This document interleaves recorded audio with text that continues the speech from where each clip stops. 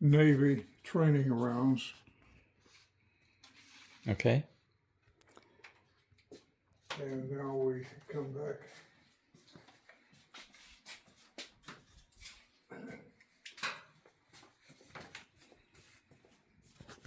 Past a display of things, some of which came from Israel and others of which were locally made.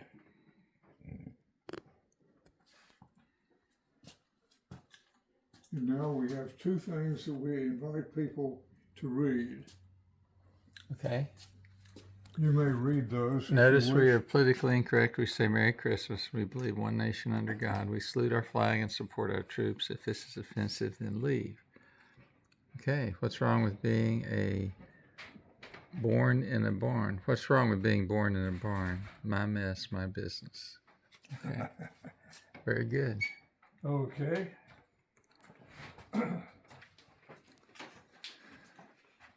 Now, over here,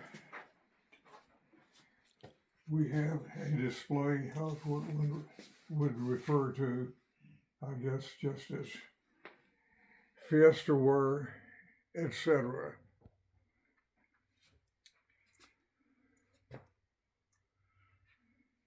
Very nice.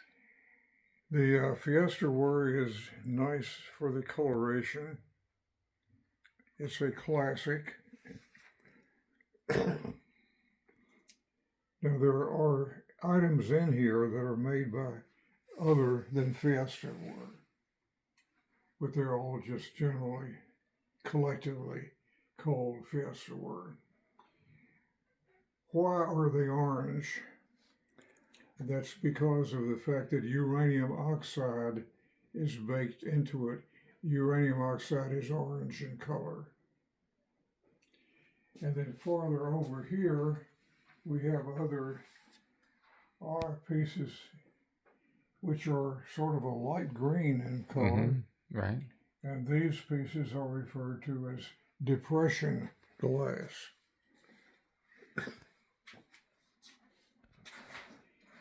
The light green color comes from uranium chloride or uranium sulfide incorporated in them. Okay.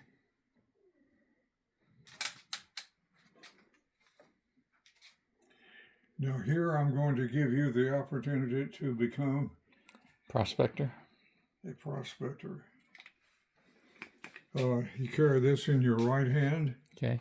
This is the sensitive area. Okay. And you carry this with your left hand. And with your third hand, you carry the camera. Okay.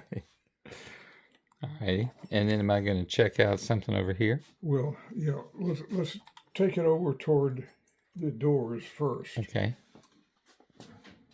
And we will see at the doors, and you can listen. Yeah, we're okay here.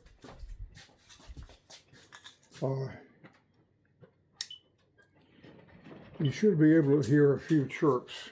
That's what we're listening for.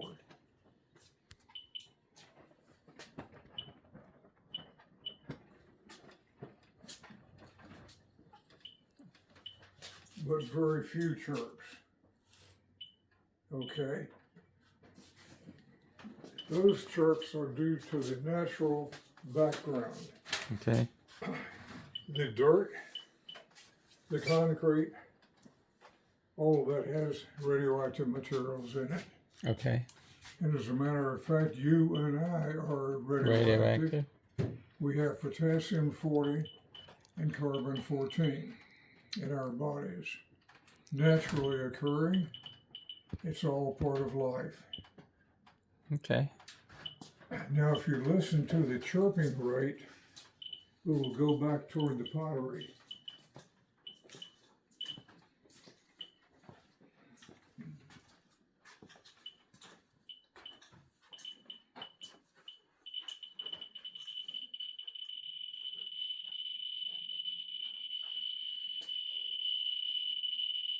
Pegging the needle. How would you like a hot lunch? You don't have to. Wow.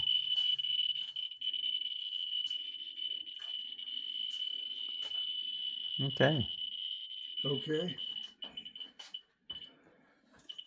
Now we can turn this off. Interesting. Nice demonstration. You see beneath the window some radium water jugs. Uh-huh. Those are really, really scarce, very highly sought after.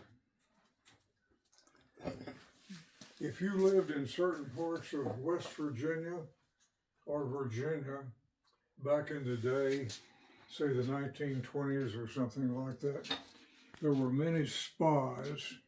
In fact, even right in this area here. Okay. Okay. And these spas would tell you to come and stay there for a week, drink our water, go swimming in our water. Our water has a certain amount of radioactivity in it.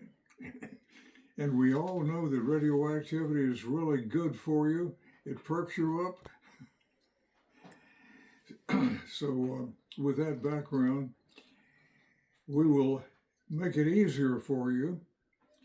We will provide a jug, and we will put some of our creek water in it. We're going to call this radium water. And you can take it home. And if the creek doesn't have any water containing radium, we can put radium into the jug and add water, and you can get radium water. Okay. It was a gimmick. Yeah. So is Bennett Springs part of that? Probably. Okay. I haven't done the research, but I'm sure. I haven't heard of Bennett Springs until today. Okay. Uh-oh. Okay. Okay, I just hit that on the thing walking by. That's a precarious place to have it. Well, I need to be careful. There were other places on up the road here that there were spas, apparently. Okay. Well, Hot Springs was all about that, right? Both Virginia and Arkansas. Oh, yeah. Yeah. Over here we have some history books, reference books, and so forth. The history of the barn is basically a collection which I started probably back in 1975, somewhat in memory of my father. My father was in the 80th Division in World War I. He was Lee Hill Anthony, serial number 1818175, and he was in the 80th Division, Company F, 317th Infantry Regiment.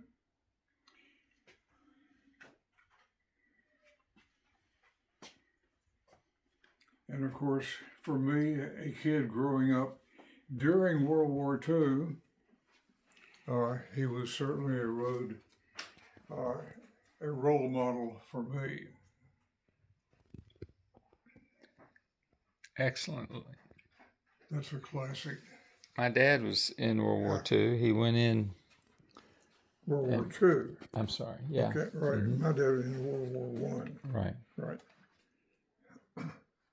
Well, moving on along. Let's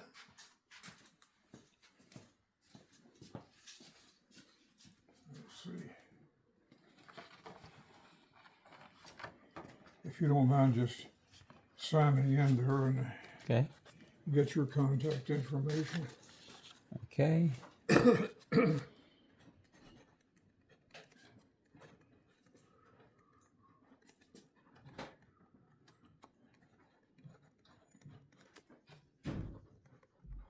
It's good to get together and talk when we're not in a room full of people. I can hear you better. Do you want a phone number on here? Or if you care to, yes.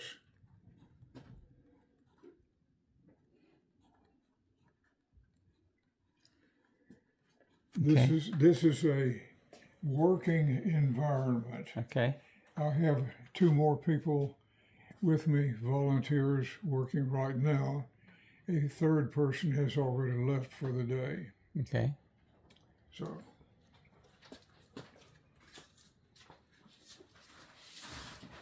here is a picture of Columbia.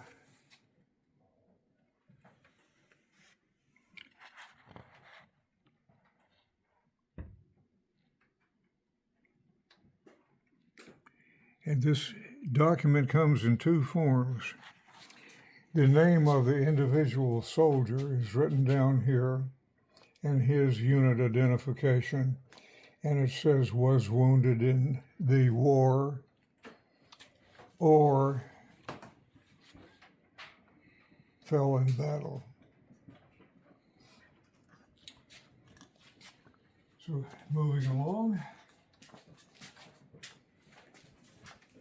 here is something that has nothing to do with warfare, but it's a sideboard. And this sideboard was built in 1820 in Williamsburg, Virginia. Wow. And was taken by ox cart to my great-grandfather's house in Bedford County. Wow.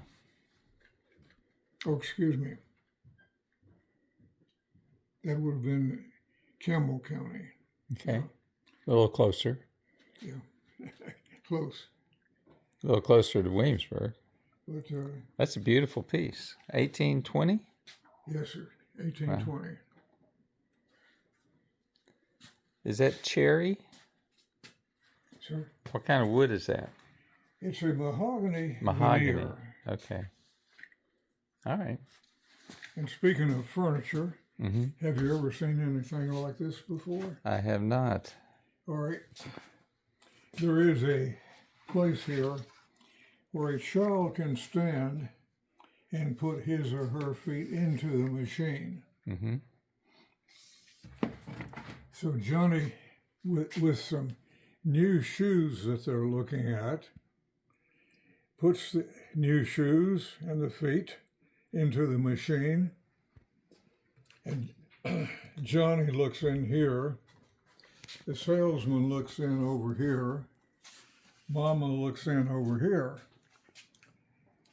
The salesman turns the machine on, turns the voltage up. This is a machine, so that a picture of his feet can be seen in these viewing ports. Okay, Johnny, wiggle your toes. Oh, this is a good fit. We will buy these shoes. Okay. Sales gimmick. Wow. They loved him. It's called a shoe fitting fluoroscope.